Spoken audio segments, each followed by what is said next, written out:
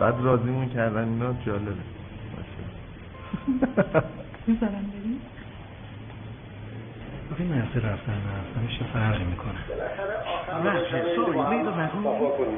من بهتون گفته باشم اگه فردا اتفاقی واسه بنیادتون افتاد من هیچ مسئولیتی ندارم. صدا دوربین بچه‌ها باسواد باشن کشور بهتر میشه.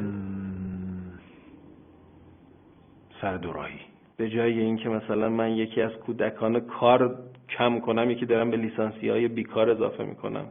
آدم یاد بگیره پول در بیاره اصلا چی بهتره. خیلی هم موضوع بدی نیستا، یعنی هست، یعنی اونقدر نیست. یعنی بدتر از اینم میتونه بشه. ول کن بابا این فردین بازی‌ها رو. ببین تو همه مشتی‌ها رو جمع کن. نه مشتی‌ها گناه دارن، مشتی‌ها بالاخره مشتی هستن. غیر مشتی‌ها رو جمع کن. جوون مردی مرد آقا، فاتحه. با آدم من و تو هم زنده نمیشه. آره خب بعضیاشون هم معتاد میشن. این هم رو برگیه، همه چیمون بعد همه چیمون بیاد. من به تناسب بقا معتقدم. داروین، انتخاب طبیعی، بقای اصلح. بابا جون اگه نون نداره خب شیرینی بخوره. این واقعیه ولی این نیست که اگه بود خیلی خوب بودا ولی نیست. حقت بکش. آخه آسمون جون 7 سال آیله میخوای چی کار؟ هر آن کس که دندان دهد نان دهد، به ما چه؟ چراغی که به خونه رواست کمک نکن. نمیشه که کسی ترک تحصیل نکنه.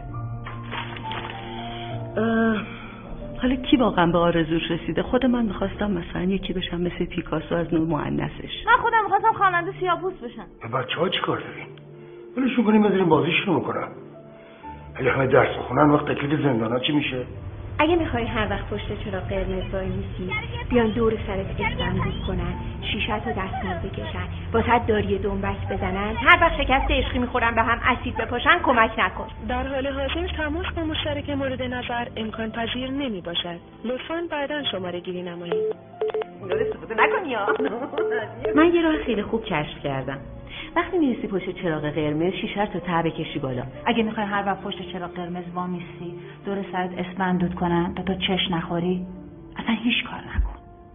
آها، کی بازی کنه کی بازی نکنه، کی پاکن دستش بگیره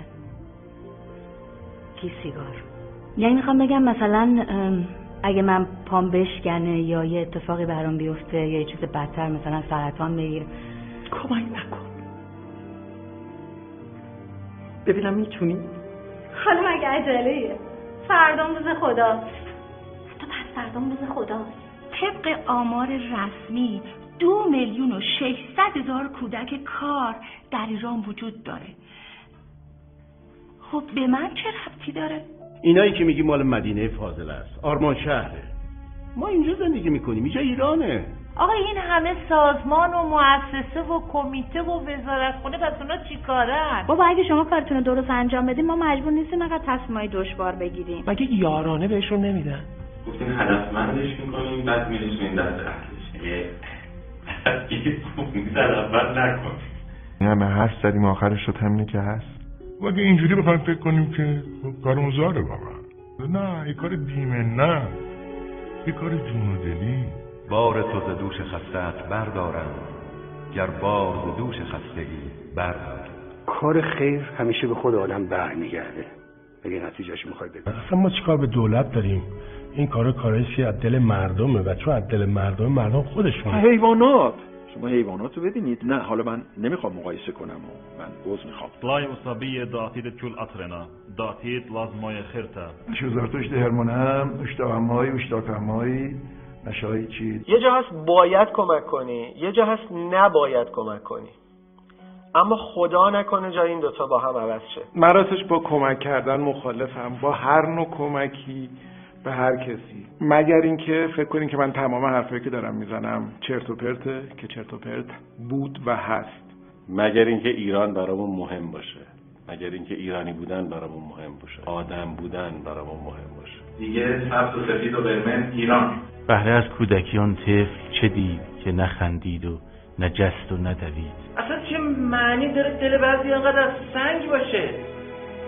اینم نامردیه که بچه رو بندازیم روی صحنه بدون تمرین بدون راهنمایی بگیم یالا شروع کن بازی کن ادای بزرگترا رو در بیار. من یک آدم دیوانم که دوست دارم کمک بکنم. نه اون تو یه جای خودش این دنیا من باید اجرم بگیرم. باور کنی اگه آدمای بیمار امثال من توی مملکت زیاد باشه خیلی ضرر. مردم میفهمن، مردم شعور دارن، مردم حس دارن، مردم انقدر دل دارن. مردم ای جوون مرد، اگه داری واقعا کمک کن. اگه زیاد داری به یک بچه زیاد کمک کن. صورت به صورت دارم بهتون میگم. اصلا نیازم به SMS و نمیدونم آنلاین و این چیزا نداره. ای بابا همه چیز شده غیر مستقیم. آقا لینک فیلمو اسم چیز بفرست. چی بود؟ ایمیل کن. لینک فیلمو ایمیل کن. آقا کمک نکن، نخواستی. فقط لینک این فیلمو ایمیل کنی برای 5 تا از دوستات ما رو بس.